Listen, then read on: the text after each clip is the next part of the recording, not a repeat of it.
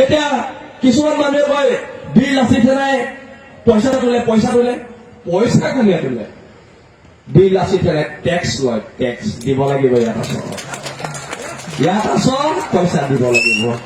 ইয়াত আহি কোটি কোটি টকা ৰাজস্থান বিহাৰৰ পৰা বাংলাদেশৰ পৰা ঘটিছ, জাতীয় অনুষ্ঠানৰ নামত পইচা দিব লাগিব।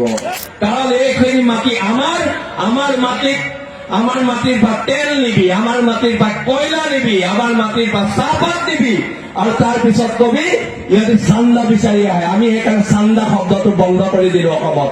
টেক্স আৰু টেক্স দিব লাগিব, হয় নে নহয়? নোৱাৰে। আমি এটা পৰিয়াল হয়, আৰু সেইকাৰণে আমি সদায় স্পষ্টতাৰে আজি ইয়াত ইমান এটা সুদীৰ্ঘ শোভাযাত্ৰা হ'ল। যোৰহাটৰ ইতিহাসত, অসমৰ ইতিহাসত এই শোভাযাত্ৰাৰ নাম লিখা থাকিব।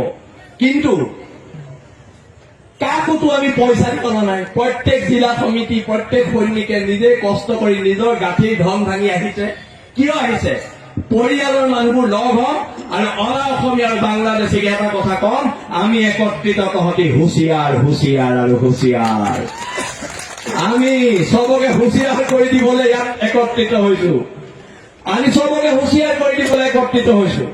এতিয়া কিছুমান মানুহে কয় বিল লাচি ঠেলাই পইচা তোলে পইচা কোনে তোলে? বিল লাচি ঠেলাই টেক্স লয়, টেক্স দিব লাগিব।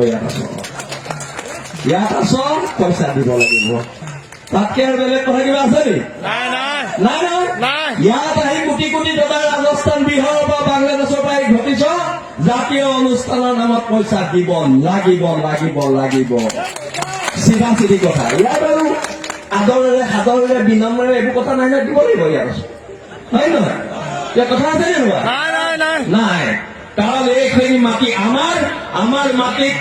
আমাৰ মাটিৰ পৰা তেল নিবি, আমাৰ মাটিৰ পৰা কয়লা নিবি, আমাৰ মাটিৰ পৰা চাহপাত দিবি, আৰু তাৰ পিছত কবি ইহঁতে চান্দা বিচাৰি আহে। আমি সেইকাৰণে চান্দা শব্দটো বন্ধ কৰি দিলো অসমত।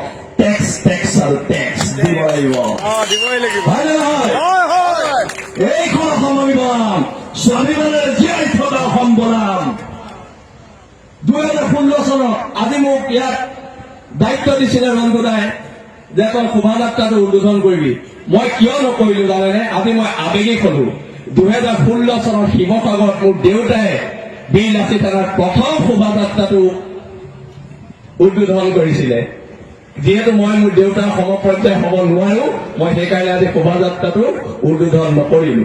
কিন্তু আজি যদি দেউতাই ওপৰৰ পৰা চাই আছে, আজি অন্তত গৌৰৱেৰে ক'ব পাৰিছে যে যিটো সত্তাৰ হাতত মই মোৰ ল'ৰাক এৰি থৈ আহিছিলো, অকল মোৰ ল'ৰাই সুৰক্ষিত নহয়, সমগ্ৰ খিলঞ্জীয়া সত্তা সুৰক্ষিত।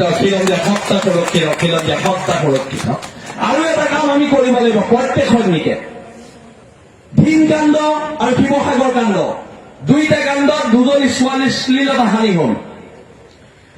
আমি অন্তত প্ৰত্যেক আঞ্চলিক, প্ৰত্যেক শাখা সমিতিয়ে নিজৰ অঞ্চলটোত আমি এনেকুৱা এটা প্ৰভাৱ বিস্তাৰ কৰিব লাগিব, যদি কেতিয়াবা ৰাতি 12টা বজাতো ছোৱালীজনী বাছৰ পৰা নামে, মাক আৰু দেউতাক যাতে নিশ্চিন্তভাৱে ঘৰত শুই থাকিব পাৰে।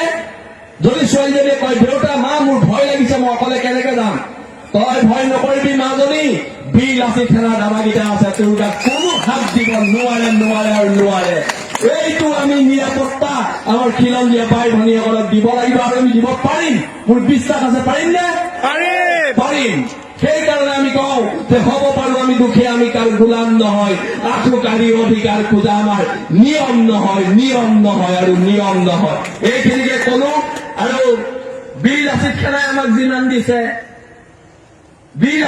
আমাক যিখিনি পৰ্যায় দিছে, আমি যাতে বিল লাচি ঠেলাৰ জৰিয়তে জাতিটোক সেইখিনি বস্তু ঘূৰাই দিব পাৰো, তাকে ভগৱন্তৰ ওচৰত, ঈশ্বৰৰ ওচৰত, আল্লাহৰ ওচৰত, সকলোৰে ওচৰতে প্ৰাৰ্থনা জনাই মই মোৰ চবু বক্তব্য সামৰণি মাৰিছো। ধন্যবাদ।